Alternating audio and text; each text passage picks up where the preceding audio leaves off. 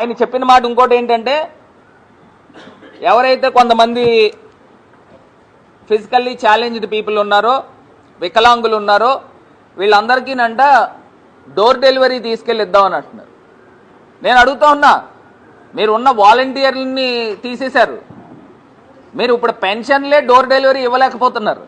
వాళ్ళనే డైరెక్ట్గా నేరుగా మీరు సచివాలయాలకు వచ్చి తీసుకోమని మీరు హుకుం జారీ చేస్తూ ఉన్నారు. అక్కడ ఉన్న సచివాలయంలో అధికారులు కానీ మిగతా వాళ్ళు కానీ ఎవరు డోర్ డెలివరీ ఎవరు తీసుకుని వెళ్ళి పెన్షన్ ఇవ్వట్లేదే. మరి అలాంటిది ఫిజికల్లీ ఛాలెంజ్డ్ పీపుల్ కంటే వీళ్ళు డోర్ డెలివరీ తీసుకెళ్ళి రేషన్ ఇస్తారంట. ఎవరు చెవుల్లో పువ్వులు పెడుతున్నారని అడుగుతున్నా.